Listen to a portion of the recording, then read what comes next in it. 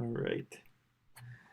Boom shakalaka. What is going on, everybody? Randall here with CryptoWendyO. What's up? Hey, thank you so much for having me. I'm super excited to finally come on your show. It's awesome to have you. Now, for those of you who don't know, I met Wendo, at Window, whatever, whatever. Oh. when in Chicago.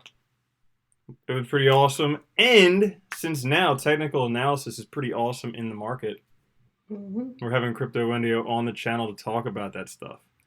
Yes. But the first big question on everybody's mind, I'm sure, is where the heck is my beard? And it's not my fault. I went to a barber to get a trim. He shaved off my mustache because apparently that's the style down here, and it looked retarded. So now, clean shaven, but I'm growing it back. So that's that. So, Wendy, Yes. how'd you get into technical analysis? So when I first got into crypto, I started getting wrecked because I had no idea what I was doing. Generally, when you invest, we give money comes out of our paycheck. It goes towards our 401k. It goes to some random entity or random person that, we have no idea who's touching our money. So with crypto, that's different because we're actually in charge of our own money and our own investments and all that fun stuff. So I entered in the market in November 2017. I had no idea what I was doing. I just started buying stuff. I thought I was like, yeah, I'm cool, like whatever. I bought the top of so many things and I got uber wrecked like crazy. So I realized, why can't I learn how to do this? So I bought 2 books on eBay that are used for under 20 bucks. I started reading and then I got on TradingView and I started drawing lines. And from there, it started working and I was able to recoup some of my losses and to actually make some money. That's awesome. And that's really cool because a lot of people think that like you need to have 100 years of experience in order to know what you're talking about in technical analysis. But this is something that you've figured out in a year. Yeah. So can I show my books that I Please use? do. Okay, so I have 2 books and then I'm going to show you a third one and explain why it's important. So 2 books I bought on eBay under 20 bucks. So this one is a candlestick charting. What is it? Candlestick charting for dummies.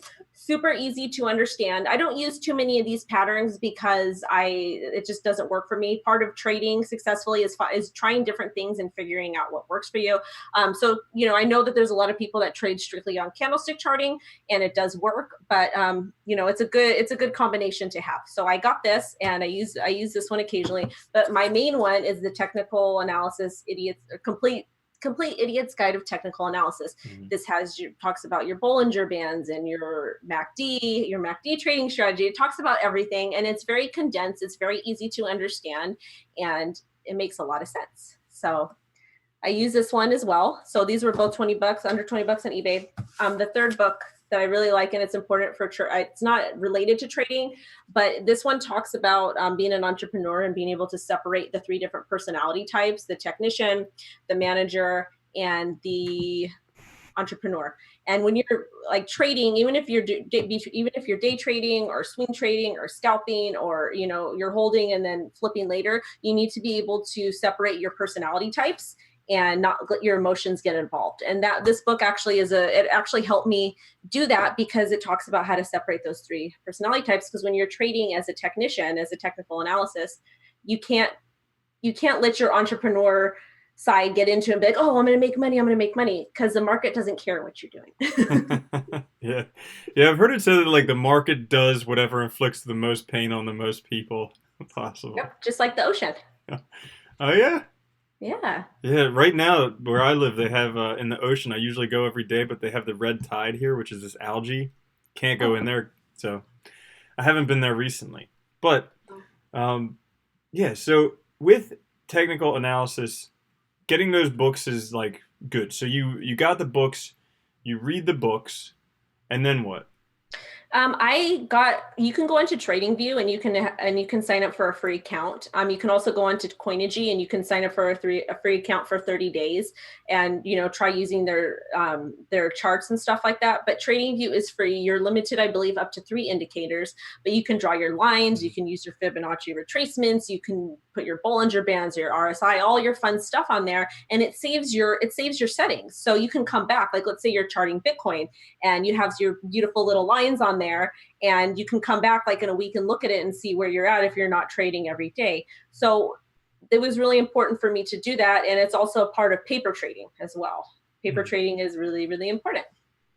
Now, paper trading is doing it without actually using your money, right? Correct. All right.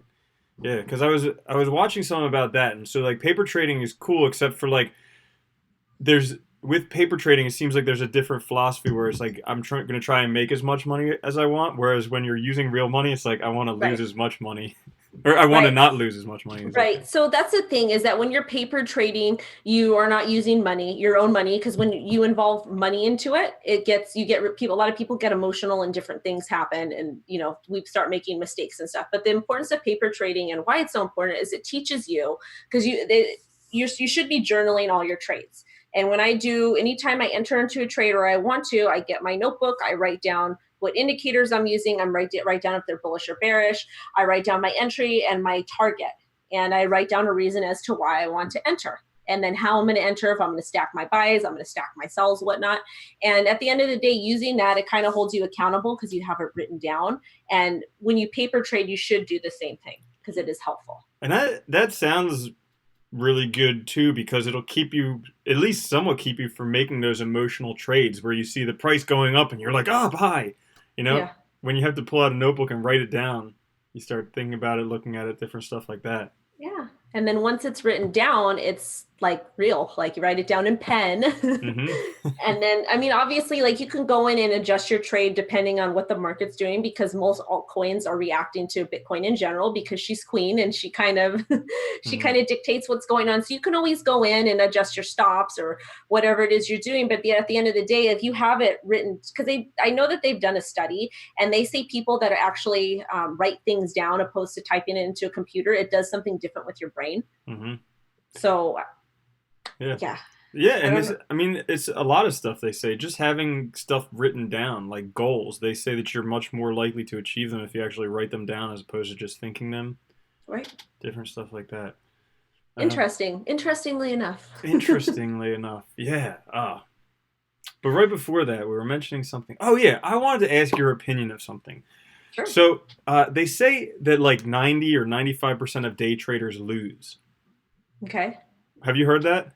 I have heard it. It's probably accurate. Okay, why do you think? I think that personally, day trading is not what I like to do. I'm more of a swing trader. I like to get a really, really, really good entry. I made a YouTube video on my channel on how to buy the bottom in a bear market. And by the way, everyone, the link to her channel is down in the description, just so you can go find it. Thank you. Yeah, you got it. So I made a video about how to buy the bottom, and it's basically you draw these support boxes at the very, very bottom. And if it's a project that you like and that you believe in, you stack your buys in there. And what I like to do is I like to buy the bottom of whatever time frame that I'm looking at or set sells there, because you never know, you could get dumped on. It's crypto, and getting dumped on in crypto is a very, very good thing because you're buying the bottom. Mm-hmm. But I like to buy in that area very low, and then I like to hold on to it, and then I like to swing it for a higher price later. To me, that works for me. It works with my personality type. And that's another thing too, is finding a trading style that works for you. There's people that like to scout for 1 to 5%. There's people that like to swing trade, people that like to day trade. There's people that like to invest, and there's people that like to hodl.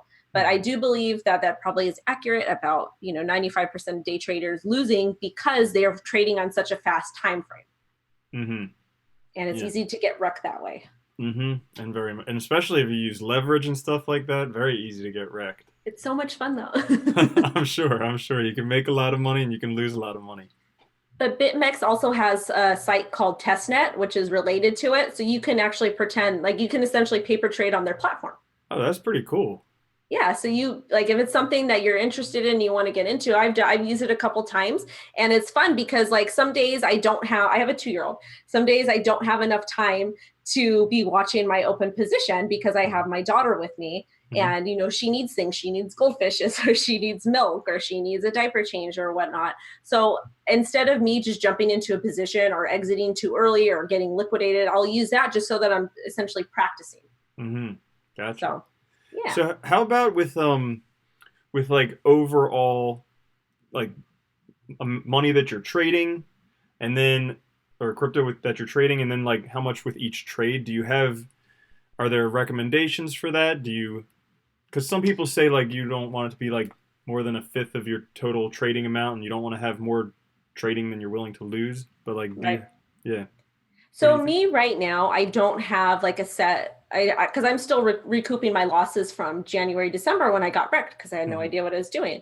Like, so it really just depends. Like right now, I have a smaller set amount that I'm actively trading with. Hmm. I have I'm a bag holder of a lot of stuff, so I'm holding on to those projects until I can, either sell them for what I paid for them, sell them a little bit more, or take like a Hmm. little bit of a loss. But so it really just depends. But one thing that I do like, and a technique that worked for me was for a very long time, is I had a lot of Bitcoin. My portfolio was like 50% hedged with Bitcoin and Ethereum that I was able to pick up for, like, I believe it was like around $7,000. Hmm. Before the market completely went parabolic. So that helped my portfolio not be completely destroyed. But now those investments are a little bit underwater, Hmm. but I'm confident in Bitcoin that it's going to go back up again, but it's going to, market's got to recover. It's going to take a while. Yeah, yeah, definitely.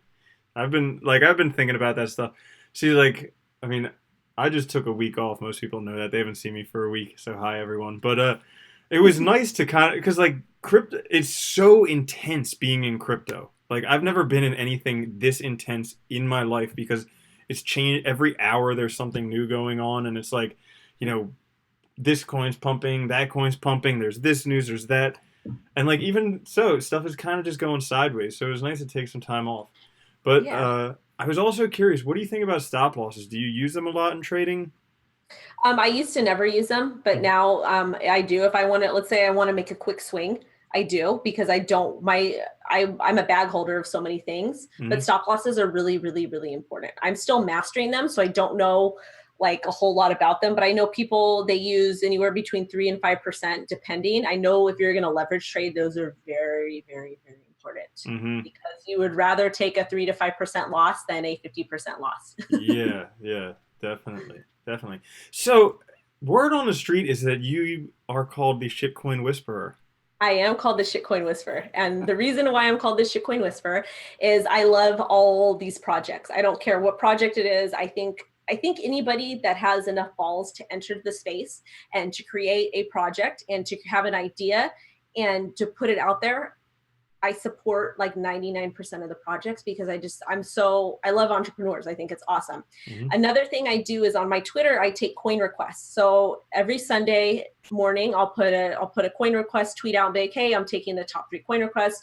You can go ahead and list your favorite shit coin. You have to like it, retweet it. And then Monday today, I'll go ahead and I'll start taking those requests and charting them out through the week. And I don't give entries or exits because I'm not a financial advisor, and nothing I'm saying is financial advice, guys. But Uh-huh. I like the whole purpose, and the reason why I like to do this is because I want to let people kind of get inside my head and see what I'm seeing. And essentially, maybe if they want to check their work against my work and just see the strategies and see if it works or not. So that's something that I do on my Twitter, and because I do love all the shit coins. Yeah, that's awesome. That's awesome. What about so like with loving all the shit coins? Do you look at like fundamentals of projects when you're looking at them? Do you look at just the technical analysis? I do both. I'm more like, if I'm going to enter, if I want to swing trade a project, I like to get things that are at bottom, but they have to be a decent type of project, because the days of being in the crypto markets where you buy any coin and then it goes 20 times or 10 times, I don't know if we're going to see those days again. So Hmm. the project does have to have some fundamental stuff behind it.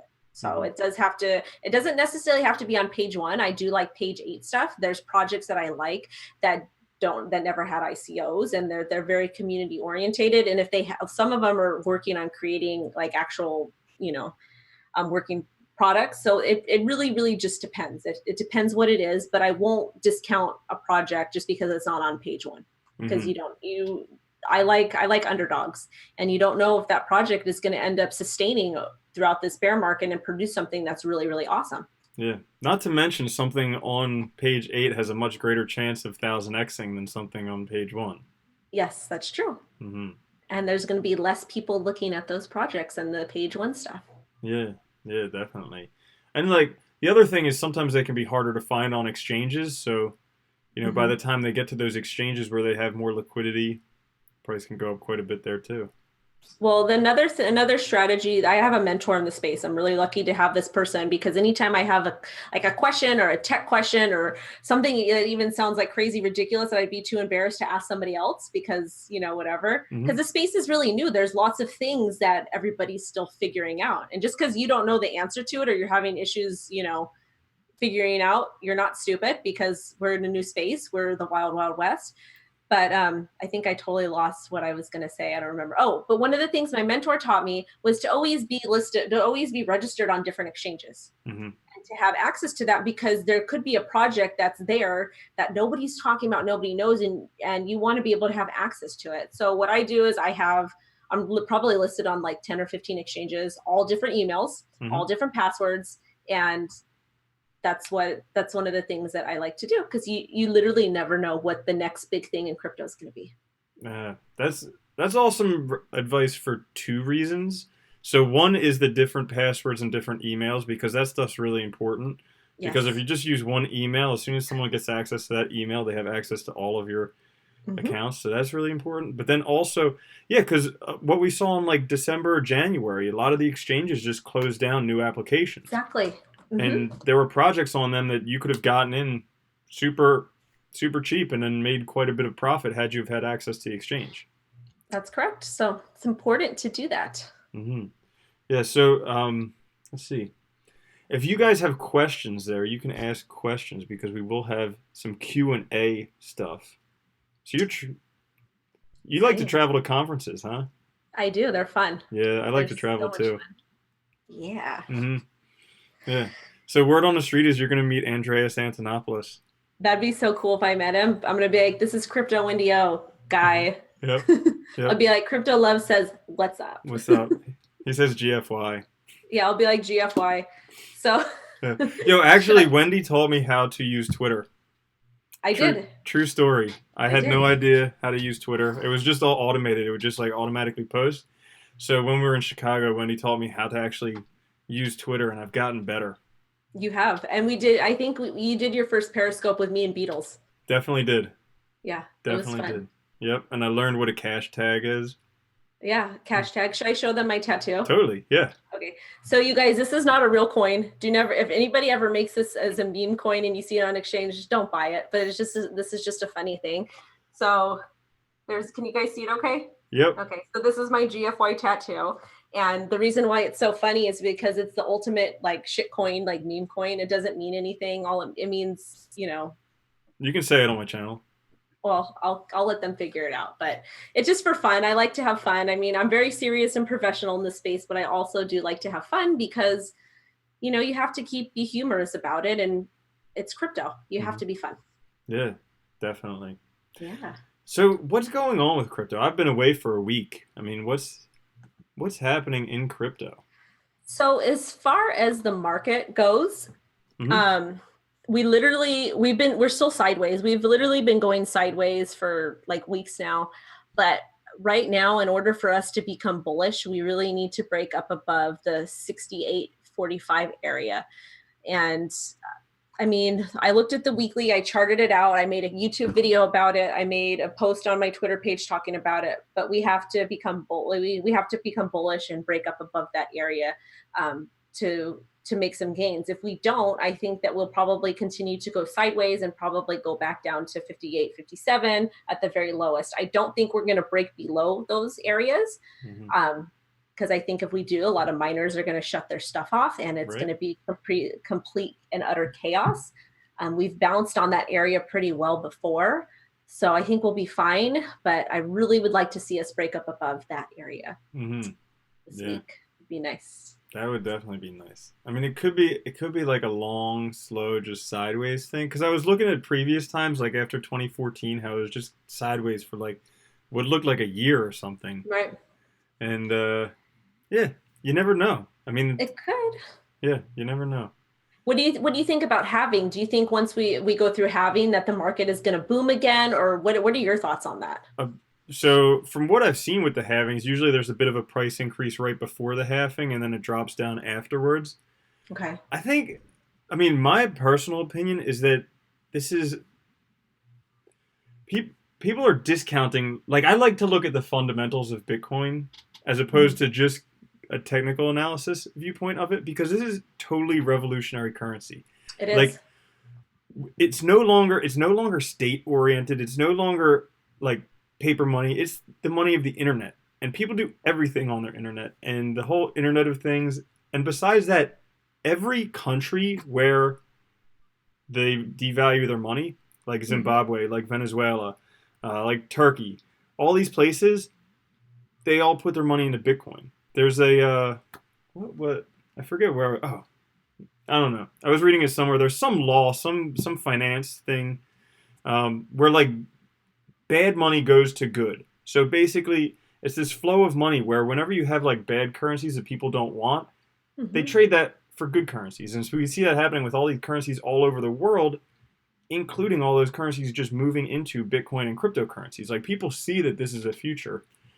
Um, Yeah, you really can't go in and seize somebody's crypto. Like it's not like, and I know mhm, like I have a family member who has a friend from Cuba, and basically like they took all his family's money, or they just came in and did whatever. And like with crypto, you really can't do that, mhm, unless you get access to the private keys, but it's really, it's easy to keep those safe and to keep those, we have a lot of technology that does that, but it's like, I agree with what you're saying. I also believe we're in the middle of a financial revolution, and I think people are losing faith in the government, and the high interest rates and all this other junk and crap and student loans.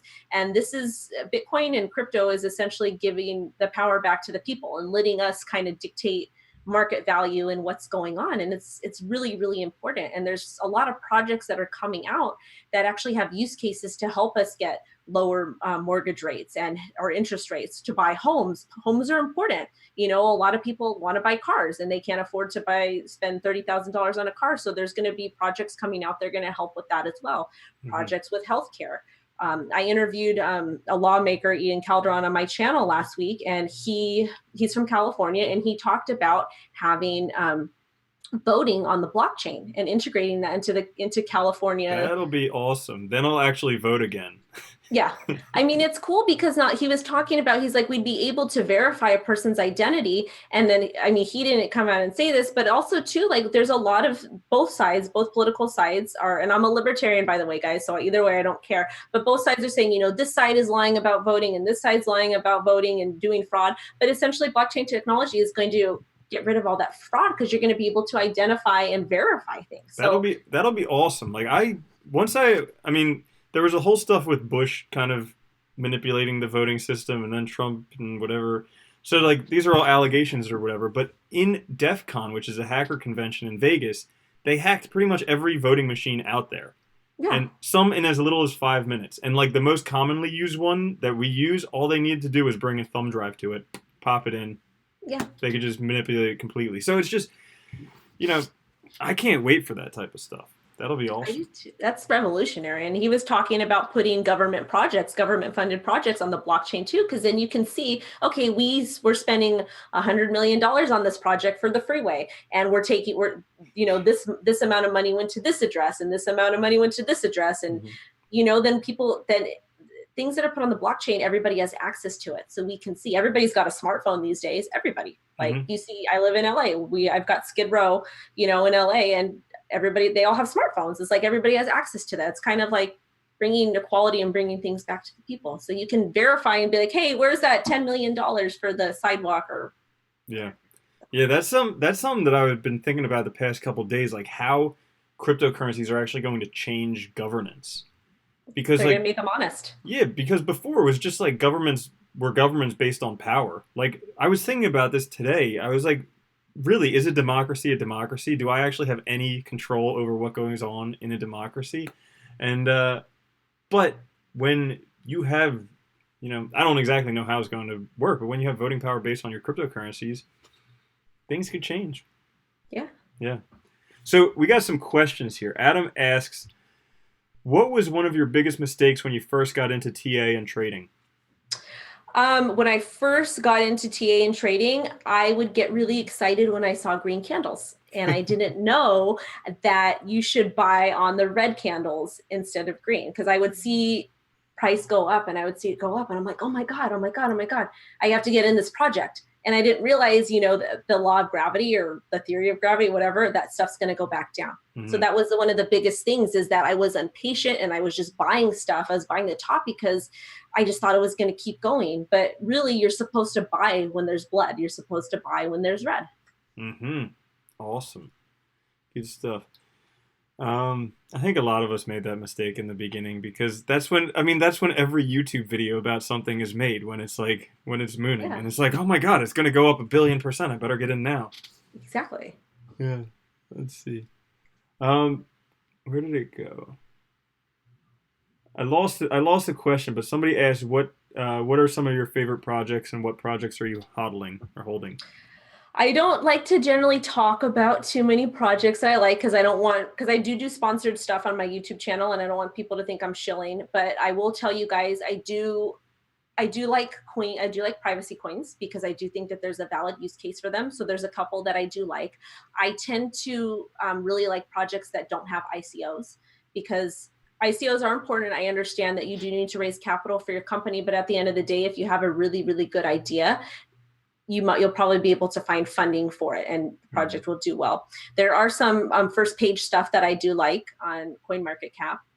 They do have to have a use case, and one of the things I'm most bullish on is mass adoption. And I think that projects that have valid use cases that you can actually, people are using the blockchain and they don't know they're using it. Those are the types of projects that I really like the best. I know that was really vague, and I'm sorry, guys, but no, I got some good ideas out here from what you're talking about. That's good.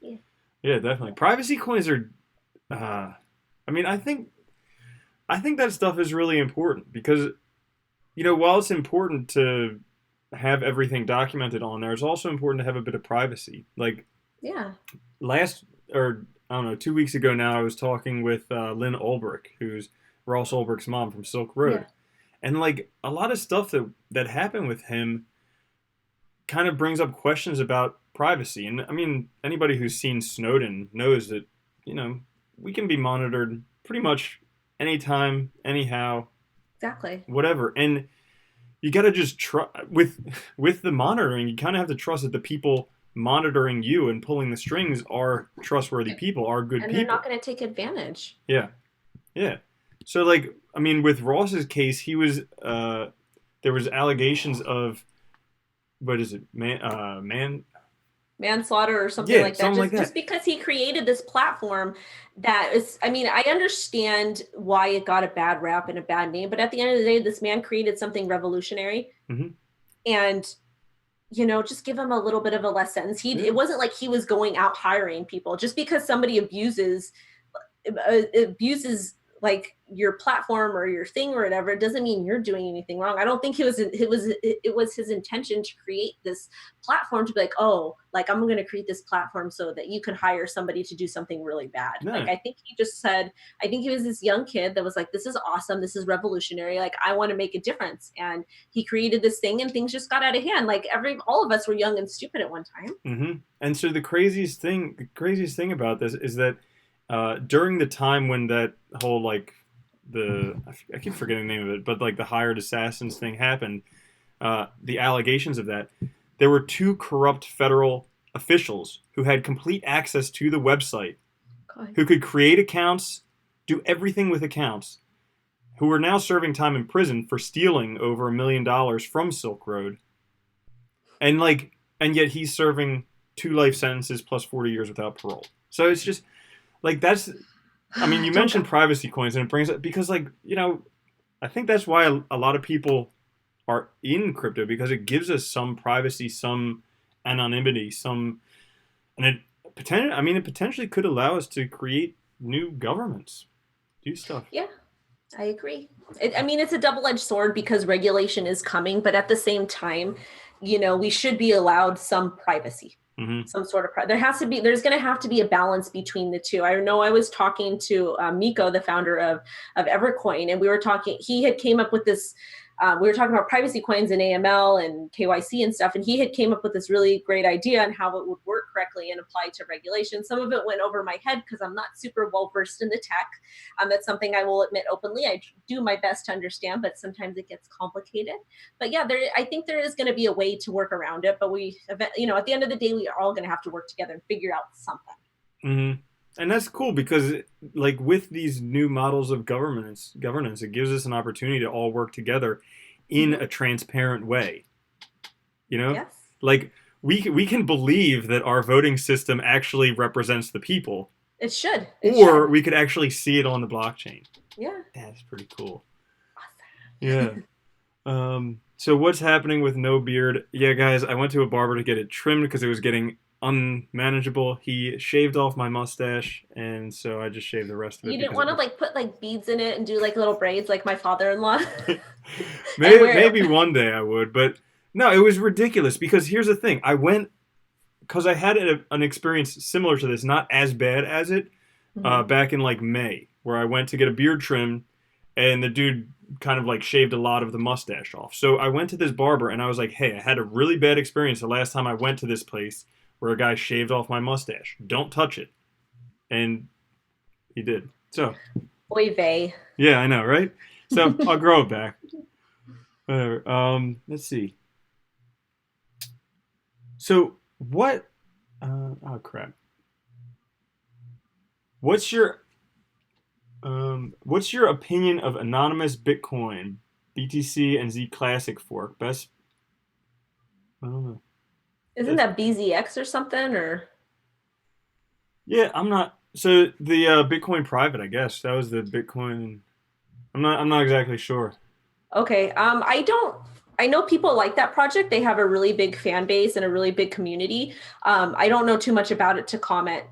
too terribly much. So What do you? Okay, so since we're talking about privacy coins, what what is your opinion of like privacy coins and exchanges? Because my like I think okay, so there is Gemini Exchange, which is listing Zcash, but it's the non-shielded Zcash, so it's not actually the privacy coin on Gemini Exchange. right. And That's weird. yeah, That's yeah, really weird. yeah. So because the powers that be are not going to want these privacy Yeah. coins. No, they're totally not going to want to. It's going to be really hard. I think, I don't know. I really don't know how it's going to end up working out. It's going to be hard. I know that because essentially you have to buy these coins from the exchange and then transfer them to your wallet and then do P2P stuff with other people. So, I mean, I'm wondering if there's going to be a coin that you can buy through the coin company, I guess, essentially, or they're going to have a built-in wallet, like a feature to where you can just buy it from them, so it doesn't Hmm. have to be put on an exchange. And I think I want to say that I've talked to a project that's doing that. I don't want to say their name because I don't know if they're doing it for sure or not. Hmm. Cool. But I think you're gonna start. People are gonna start getting creative, and we're gonna start seeing ways around it. And also, I mean, also potentially people start getting paid in cryptocurrencies. I Mm-hmm. mean, like we get paid somewhat in cryptocurrencies, so Yeah, eventually more and more people get paid in cryptocurrencies, which is pretty badass. And then yeah. they can keep doing that. But I was talking with Chris DeRose at in I think it was San, I can't remember where it was, but anyways, we were at he's big into Monero, and so he Mm-hmm. was telling me that like while everything else tapers off, Monero volumes keep kind of going up and up. And I remember seeing that like back in because I look a lot at the Bitcoin comparatives just on the overall charts, and like aside from BitConnect, this was back in probably like December, January. But aside from BitConnect, the only other one that had like a really nice positive Bitcoin comparative was Monero. And it Yeah. makes sense because a lot of people who got into Bitcoin initially were using it for the darknet market. And then if they want to do that stuff now, they probably need to use something like Monero. Yeah. So, And Monero's, I know it's like one of the most popular coins to fork as mm, well. mm, I want to say. So people, I don't know if that affects the volume or not, but I know people fork it a lot. okay. Yeah. So Yeah, it gives them the freedom to do that. Let's see. People want to know what you think about Ripple. okay, so I actually have a moon bag of Ripple Hmm. because whatever. People like I know that there's a lot of haters on it, and there's two opposing sides. I'm very much neutral in it. I think that if it's if they're an honest project and they're transparent and they do what they say they're going to do, I know that a lot of people are like, oh my god, regulation. But at the end of the day, if we can get more people to come into the space and use our different cryptocurrencies, then I'm excited about it. But please, guys, don't listen to NSDC or whatever the heck that channel's called. Don't buy when they tell you to buy, like Which is the absolute worst times to buy. Yeah, don't. But I mean, if they're nothing is perfect or works out the way we want it to. But if people are gonna if we're gonna get more people into the space and that's gonna help with mass adoption, then I'm with it. I don't care. Mm-hmm. Yeah. What are you going to do? And that's another thing too, is like with crypto, we have really strong communities that are backing projects, which is awesome. But at the end of the day, like just because somebody likes a project doesn't mean that it's a bad project or not, like, or doesn't mean that it's a scam project. Like we need to just kind of like not hate on people for liking specific projects. Like if somebody likes a project, they like it and they have a reason to for it, you know? But I don't know. I'm like neutral with Ripple. I don't mind. I don't mind. It doesn't trigger me. It doesn't get me all crazy. Yeah, that's actually, I mean, that's a good way to look at things, where anybody in any project is really bringing more money into cryptocurrencies. Yeah. But that brings me to another point that I always ponder. So, like, you know how we're like, we just gotta get some more people in here, and then we need mass adoption. Every time I say that, I'm like, damn, that sounds like a Ponzi scheme. It does, but also too, I think that because we're so passionate in the space and we're so excited about the future, we're so excited about all these really amazing things that are occurring. I think that that's why we say it like that, is because we want other people to feel the joy and to be, you know, to feel the freedom that we get to feel, and know that there's people in the world that are trying to make our financial system and the government and everything better. And this is the way I think we're going to be able to do that, is through cryptocurrency. Yeah, making the world better with crypto. Let's see. Any more questions? Yeah, somebody just keeps asking about that anonymous Bitcoin. Let's see. Oh, I don't know. They're probably a community member that's very passionate about the project. Yeah. All right. Cool. So let's see. We talked about some TA. Talked about. So when you what do you think about bots? Trading bots? Yeah. So I've never used one. I probably want to invest in one eventually, just because I don't have time to trade like I used to, because I'm in school, and then my daughter, and then all kinds of fun stuff. And I'm starting to do other things in crypto, like media and YouTube and travel. So the bot is something that I would probably like to get. I've heard that they're not very profitable in bear markets, but I've heard that they do well. Like I know somebody, he has a bot and he makes 5% gains every month. So better than a bank. Yeah, because banks charge you for God knows what. Yeah. I know. I can't. I mean, this is gonna be crazy. Oh yeah. So Sun King says talk about shit coins. All right. So good. So if somebody wants to go find some good shit coins. So what I like to do when I want to find a good shitcoin is I go on CoinMarketCap and I just start going to some of the other pages and I look at the charts, and whatever is completely bottomed out. Do you want me to actually pull it up and see if I can show them what I look? Yeah, I guess. Let me see. Like this, I don't think ICX is a shitcoin. Let me see if I can do it. But when you see a pattern like this is like a good indicator or indication that the project is going to do well. Let me see if I can share my screen. But I'll look at for these kind of setups on CoinMarketCap. Can I share my screen? Oh yeah, here we go. Can you see it? Yep. There we go. So, yeah. When I see something like this that's completely bottomed out, this is bullish for me. And this is, if it's a good project, I look for things that look like this on CoinMarketCap. Okay. Yeah. So those are the types of things I look for. Like obviously you're going to want to go ahead and do your own research and make sure that it's good and the project is whatever. But those are the types of things that I look for. And now I can't figure out how to. Oh, yeah, I think I can end it if you want. Let's see. Let me see. Yeah, I'm not tech savvy, you guys. No. Here, let me see. Darn it. Yeah, we'll figure it out eventually. Yeah, let me see. Okay, new share. Is it up top? Like up top, yes. Does it say your screen? You're sharing your screen? It says new share. Oh, here we go.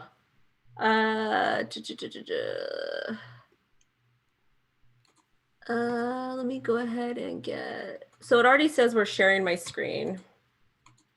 Let me do it. Let me do this. Can you see like my screen? Yeah. Okay, can you see the screen? Yeah. Oh, stop share. Duh. There Hi. we go. There we go. Perfect. Perfect.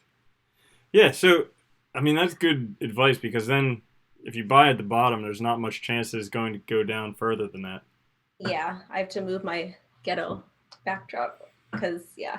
But anyways, no, but that's what I do is like I'll go through CoinMarketCap, I'll look for stuff like that, I'll research it, and then I'll go ahead and pull Bollinger Bands up in different indicators to see if it's worth it for me to enter or not. And because you don't know, and sometimes you might be upon a gem, or you might find out that that project was just that they got a new dev team or that they're releasing bullish news and whatnot. But you can spend lots of time on CoinMarketCap and get carried away. But do you have some favorite not trading tools, indicators? There we go. Yes, my go-to that I use for everything, I use the stochastic RSI because it's very similar to your MACD trading strategy, is that it has crosses. And so anytime you get a cross, like you're either going to get a bull cross or a bear cross, and those crosses tell you when to buy or sell, which MACD does. But I believe that it runs faster than MACD. Okay. So I use that, and I use it in the stochastic in conjunction with the RSI. And the reason why I use RSI, because that's like the mother of all indicators. But the stochastic actually measures the RSI. So it moves a little bit slower than the regular RSI. But RSI is a very good indicator because it'll tell you if you're an overbought or oversold. Anytime you're in those regions of on your chart, you're going to probably expect a reversal soon. And then I also use Bollinger Bands. The reason why I use the Bollinger Bands is because they measure volatility. If you're pinching the bottom of a Bollinger Band, you're probably going to get a pop back up. If you're pinching the top of a Bollinger Band, you're going to get a pop back down. And you can use your MA line as essentially support or resistance. So it kind of will catch the candles, or it'll kind of prevent them from going up. And you can kind of see it's also a good gauge of market sentiment, because the Bollinger Band, the middle MA is pointed downwards, where it's a bearish sentiment for that project. If it's pointed upwards, it's a bullish sentiment because price is gonna, it's gonna continue to climb. So those are the ones that I like to use. But before I used to use those, I used to use the Ichimoku clouds, because the same thing, like if price is below the cloud, the candles are below the cloud, that would be considered bearish. And price would need to break up above or break into the cloud to become somewhat bullish. And then to become fully bullish, it needs to break and maintain support on top of the Ichimoku cloud, and vice versa if it's, going downward. But those are what I like to use. And I like to use support boxes and resistance boxes and trend lines, because price acts so well to support and resistance. And you can also use a Fibonacci to, instead of drawing all those lines, you can use a fib retracement or the Fibonacci to help gauge that as well. And it makes it a lot easier, and price reacts so well to that as well. Also, I always find it amazing how accurate the Fibonacci sequence is. Like, it's amazing. I mean, some dude figured out that you multiply 1.68 or times 0.618, and then it's 1. So crazy. Math is important. It really, really is. People overlook it. I mean, I love math. I'm not the best person at it, but we use math for everything. Like we're using math right now to communicate. So. Oh yeah, through technology, yeah. Yeah, definitely. And also how it all occurs in the universe, like the galaxies, the plants, all that fun stuff. All Fibonacci. Yeah. Let's see. So Rohan wants to know, do you short and long trade? Occasionally. I haven't been able to a lot lately because the market's really not doing anything, but I do on occasion. And I'm in school right now, so it's kind of like, to do that, you literally have to be in front of your computer screen. Yeah. And it's hard. Yeah. It's hard. It's fun. I know. I hear that the life of a day trader is not what many people make it out to be. Well, you see a lot of stuff on Twitter, and people like to exaggerate a little bit. And I get it, but at the end of the day, it's a lot of work, and people don't always post their losing trades. So like if I chart something and I make a mistake, I'll be like, target not hit, or like, I'll come out and I'll say it. But a lot of people don't say that too. And they kind of make you think that, and they kind of make you feel that, like, that it's so glorious and like people are just out there making money, but you're really not making money all the time. Like, Hmm. you're not. Like, these people that are posting the gains that they're making, they have accumulated, or they've gotten in at a really, really, really good point, and then they're swinging it, or they have a target set later. Like, there's not too many people that are posting like that they got in on 9 a.m. and they're exiting at 5 p.m. It doesn't really work that way all the time, because the market doesn't give a crap about your schedule. Yeah, how does that work with crypto? Because it's like a 24-hour market, so like it doesn't really have. Do you think that affects it at all, as opposed to traditional markets that have opens and closes? Definitely. Yeah, because like there's people in Australia, people in Asia, there's people in like Africa, all these different continents that are waking up and starting to trade. You can correlate by, like when they wake up or when they go to sleep, like you'll see differences and stuff. So Hmm. I think that is a big factor. So knowing, like, let's say you have a project that's favored in South Korea or North Korea or wherever, you can, and there's a lot of people that are invested in it in those countries. You can kind of gauge when the market's going to go up or down based on what time they're waking up or doing whatever it is they're doing, Hmm. because the market will move because there's a lot of volume in that area. So that's another really good strategy. I don't really do it because that's a little complex for me. But you can base that on what time people are waking up, if there's a lot of people in a project or invest in a project that live in that country. Yeah, I think I've seen that with like the stuff from Korea, where there are Yeah. big pumps going on there. Yeah. Yeah, let's They see. just had their morning coffee. Yeah, right. Cool. Do you know? Actually, yeah, Christopher Crypto. What's up, man? He just said Oh, he say was talking hi. about Darth Crypto. Do you know Darth Crypto? I just met I him think like last week. he's awesome. Yeah, yeah, Yeah, he's super cool. yeah, Um, I yeah, don't know anything about that project. yeah. Um, but no, he's a trader. Another trade. Yeah, but Yeah. cool.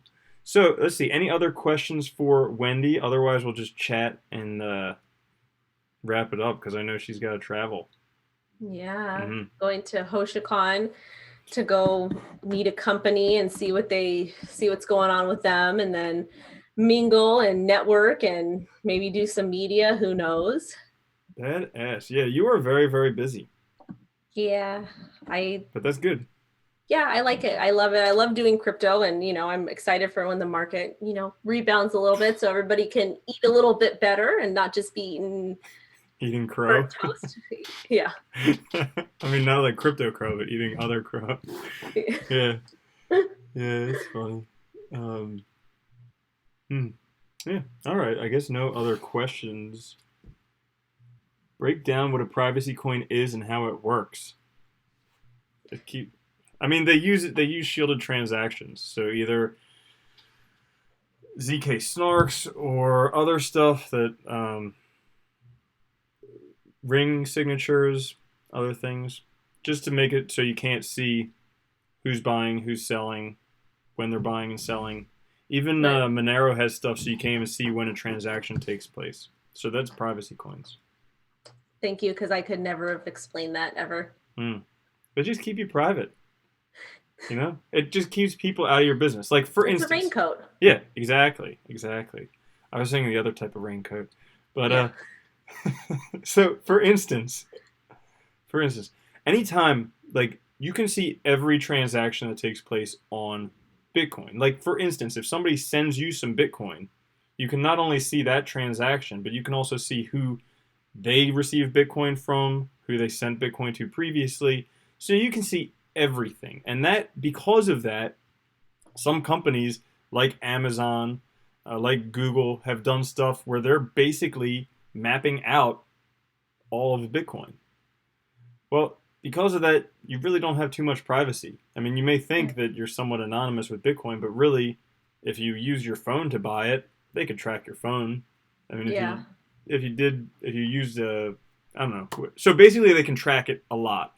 Whereas Right. with privacy coins, once it is into a privacy coin, that kind of stops it. From there, if it goes elsewhere, Now people say that it's bad because of they'll use it for terrorism or whatever. But come on, fiat currency is the currency of terrorism Yeah. nowadays. So Yeah. I mean, I get their point of view, but also too, I think there's different Other people have different things. Like I know this is probably something a little off the wall, but I worked in healthcare for 7 years. I worked and I serviced HIV/AIDS patients for a really long time. Like, and the company I work for was global. Like, what happens if you're in a country that doesn't allow a specific medication and you want to purchase it, but it's illegal? Mm-hmm. And I mean, I understand we need to respect laws and whatnot, but if something can save your life or help with whatever, like if you are able to use cryptocurrency, a privacy coin to purchase that medication and get it to you, like something like that is important. I understand that it's not maybe legal, but ethically it's, Very true. Yeah, there was that movie with Matthew McConaughey, Dallas Buyers Club. yeah, I cried because I cried because I worked with the community for 7 years, and it was just Yeah, and it is crazy because they have treatments for that in Europe, in other places in the world, but a lot of them are illegal in the United States.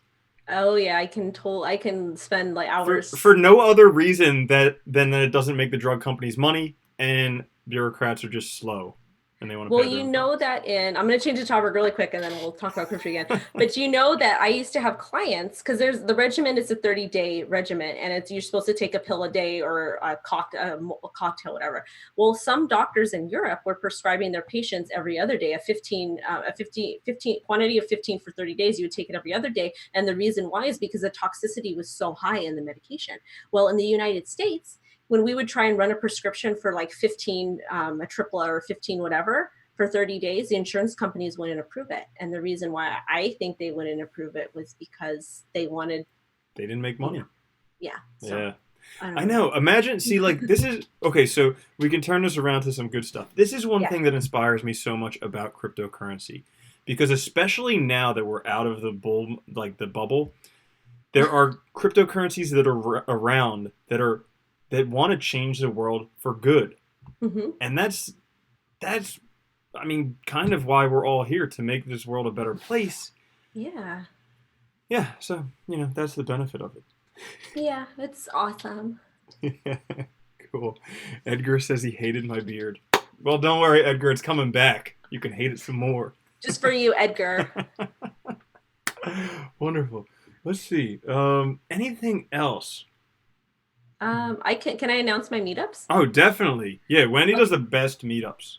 Okay, so I live in Southern California. I host a cryptocurrency networking meetup. I do one in LA County, and then I do one in Orange County, and I alternate between the months. And then so those are at random brew houses or breweries in LA County and Orange County. I always announce them. I keep everything on my pin message. They're normally from 7 to 10, and they're networking meetups. It's basically meant to bring everybody from behind their computer screens together to talk about crypto and to network. I do a tradings basics meetup, and I do that at Crypto Space in San Pedro. I do those once a month, and we basically sit as a group. I sit in the front of the room. I talk about charts. I take chart requests, and I talk about different indicators. And it's basically an open forum for everybody to discuss and talk about different setups or trading ideas or whatnot, because I am still learning too. I'm very new into the game. So those are really fun meetups. Those are also on my pinned message on Twitter.